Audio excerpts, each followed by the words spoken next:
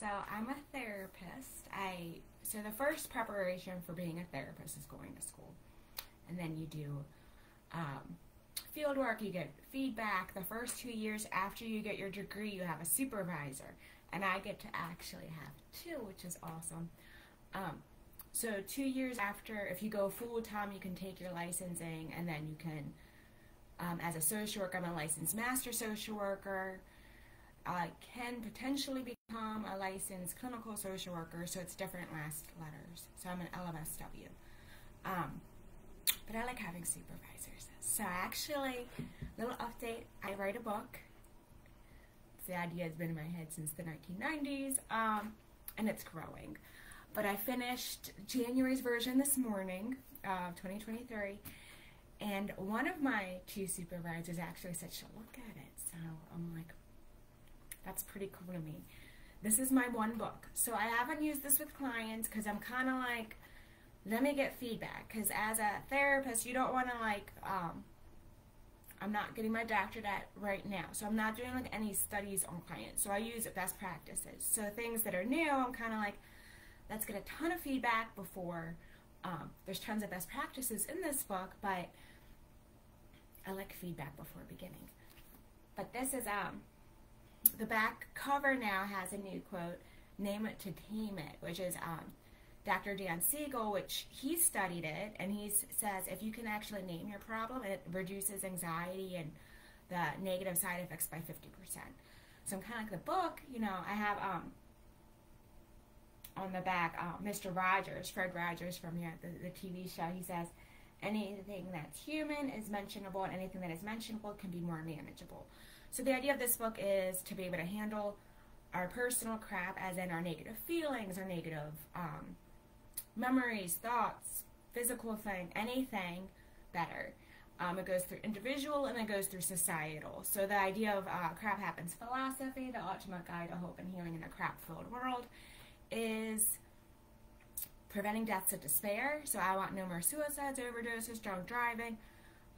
They say depression turned outwards is anger, so that also includes like all these shootings. Like I want them all to stop. Like let's live healthy lives, doing the best we can without trying to hurt each other or ourselves.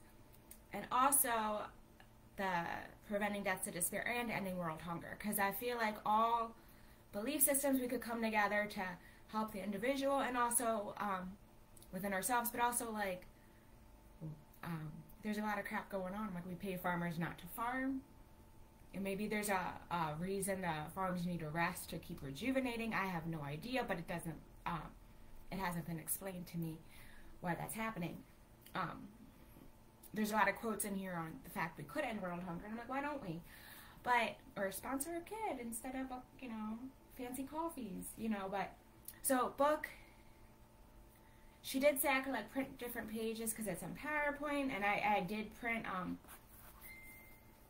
page 96 goes through the crappy pit of despair, which I did just write a short story on that I submitted to a different publisher, but they don't want it published anywhere else. So I'm giving them till July. If they don't respond, I'm publishing. But the crappy pit of despair is you feel depressed, you can't think, you're hopeless, it's physically can be hard to move, get out of bed, you're exhausted, you doubt your past happiness, fear. So the cognitive distortions are faulty thoughts, and so you think it will never get better, but in reality everything changes, so it's bound to improve. You think you are all alone, and that if you talk to anybody, you'll bring them down, but in reality that builds friendships, good friendships, and it can also weed out some bad friendships. So some people that can't handle you at your worst don't deserve you at your best. No one has ever felt this bad before. That's why I write this, because I've been in this position. So, and I tell my story, and that's another area where I'm asking clinical advice. I'm going to go sidetrack because I'm not talking as a therapist, I'm talking as me. As a therapist, I try to stay focused, but going to therapy, it's all about me. So I don't want to impose my own story or peer story into the clinical setting unless I really, truly believe it'll help that individual. and I'm still getting supervision on that. But if someone's totally depressed, I'm like, yeah, I've been there. You know, so let's figure out your tools to get you out. But so people, the crappy pit of despair is normal. You are a burden is what you think, but in reality, like, you're only a burden if I call suicides, and I don't say this in therapy yet, I need supervision to make sure it's appropriate, but it's like the black hole death. Because it's like everyone's, you know, I see everyone as like a potential star of hope and happiness and good things, and when you take yourself out of the equation, it's like this black hole, and it's like, you're not shining, and it kind of like sucks everyone who loves you into like depression. And it's kind of like, if you know someone that's lost someone, you're like, you need to throw those, like, you know, they need support. They need so much support to not fall into that deep despair, depression. But it's an area we can talk about, and I think because all the negative thoughts can be challenged, and I think we need to do a better job. So you can't be helped, and you can be helped. And I'm like a living proof of that, but it's also like, I'm a therapist now because like I want to do this for a living, so of course you can be helped. And you get to like pay our salaries, which is huge. So I did print out the positive quotes before that are just, so I've used positive quotes, but I haven't used the word crap yet. But okay, so this is one book I may use in therapy, I may not, I may use in groups in the future, I may not. It's all finding best practices, and, you know, my clients aren't an experiment, but, you know, so I get supervision first. But this is an awesome book, and there's a lot of data on how great it is. The buckets, dippers, and lids. So I read this last week, I think, but this week I talk about the hole in the bucket. So kind of like, you know, there's people in your life, you can't fill their bucket because they have holes. They have to learn how to fix it. And I have a bucket. You see that? So this is beautiful art that's been donated to me for Share Hope Through Art that gets passed on to my clients, which is kind of cool if they like it. And I try, you know, yeah, it's fun. So it's kind of like, what are those positive affirmations that you can fill your bucket with? And actually I have a bucket people can take things for their own positive to remind themselves. I printed out quotes before that are uplifting and positive, and for clients to post on their mirror or wall or wherever. Each client is very different. I also bought this, and I don't know if I'm going to use it, but I got this at the library, and it's a whole healing book on facing the death and celebrating the life of someone you love. So I love narrative therapy, and I'm like, my hope is to be able to do life books with kids that are experiencing loss at some point.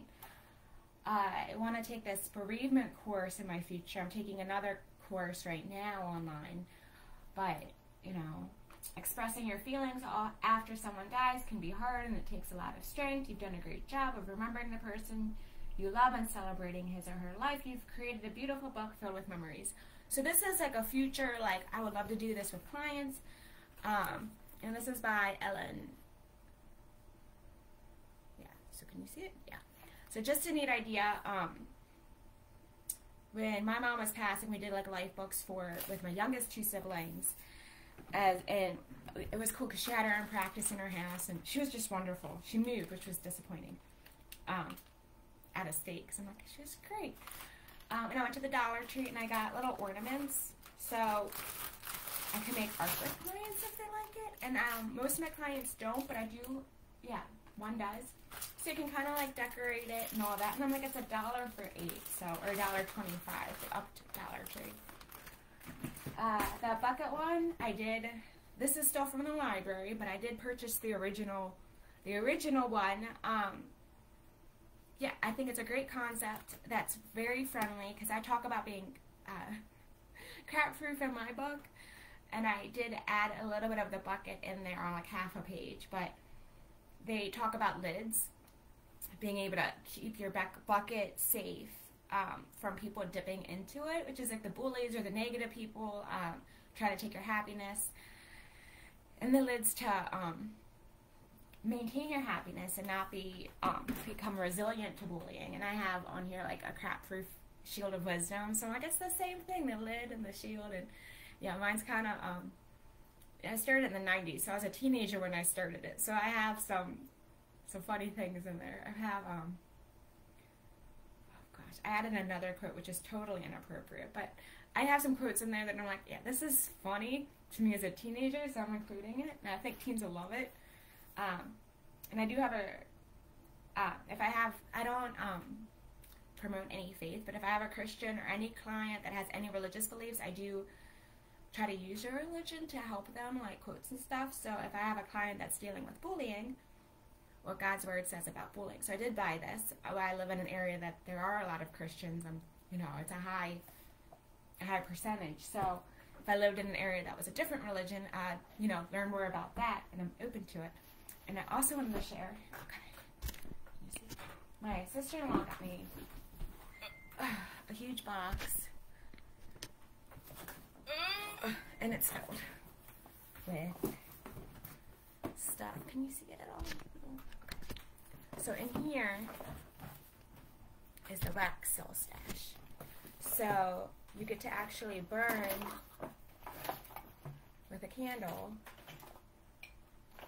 And where's the lid?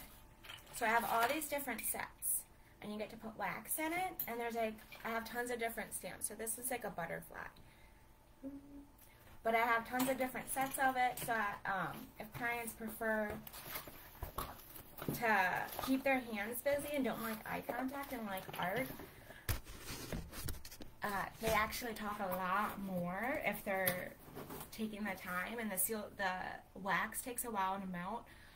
So they're able to focus on it, and I kind of use the analogy of,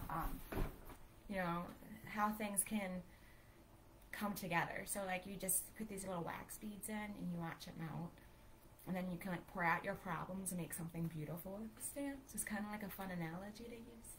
And there's a lot of different stamps that can kind of, like the butterfly, you can tie in the caterpillar never knew when it was in the cocoon, or chrysalis, whatever you like to call it, that it would be a butterfly. So even in dark times, we don't know what's the next chapter. We don't know what's going to come of it.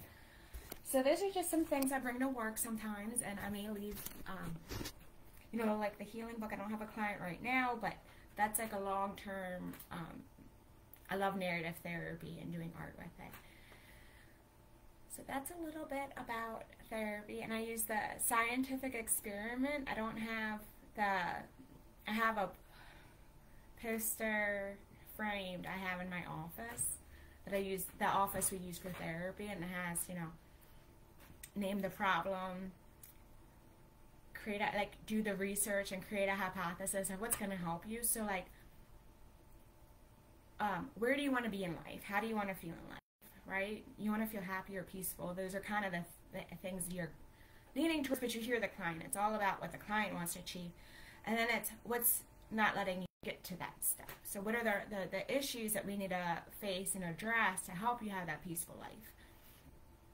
And then it's research. So we do a whole psychosocial assessment, which usually takes 2 sessions, and then the next 2 sessions focus on your service plan. So we're going to create a plan based on the research, and I provide a lot of, I think it's on page 316, but it's on my website, sharehopethroughart.com. I have a therapist page where I have all the brainstorming things that can help some people. And let's see if I can show you in this book. So, yeah. So there's so many ways we can deal with our crap. But I don't use the word crap yet. But, I have, and this doesn't even include wellness tools, just so many different psychological, therapeutic approaches. And I don't know all of them. Like, I don't know the rapid eye movement one, or I don't know how to do hypnosis, but I'm like, there's all these toolkits. This is what, when you're researching, it's like we learn about you, but I also kind of want to affirm you that there's so many ways to focus on healing and growth.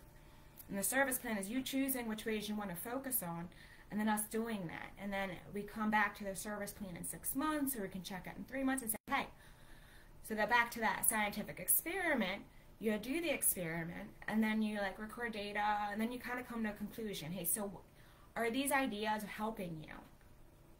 Because if they're not, we can get some new ideas, because I'm great at brainstorming, and I can come up with like different ideas. Like, I like to include like cognitive distortions because so many of us have thoughts that are a little bit distorted. Like, I kind of talked about it in the book, but sometimes we think, you know, we're never going to get better, we're not going to change. And I'm like, yeah, we can change, but we can only change ourselves. So we can't really change anybody else, which is a big barrier to, you know, healthy relationships take two. So, so it's kind of like, you can be all set for a healthy relationship, and if that other person doesn't want to have it, do the work to become healthy. You have to, you know, make some choices on how you want to handle that situation. So, yeah, just a little bit about me as a therapist. I love it. I have great clients. Yeah, so, and I keep writing. I wrote like 5 short stories I submitted to the people that published the Have You Filled a Book at the new publishers, Cardinal Press, I think. So, yeah, I finished two yesterday, but I'm giving them till July, and then I'll self-publish all of them. If, yeah, you figure it's like the lottery if you actually get chosen.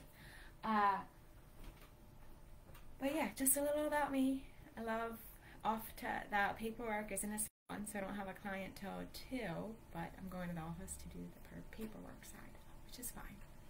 Because if I can compile this, and it keeps, so it's growing. I added a couple pages this time, but, like, I mean, this is just like a page of different quotes. Like, there's so many pages of quotes, so it's so fun. It's like my favorite puzzle of, you know, you have a thought, and then you can find all these people that agree with your thought in different quotes.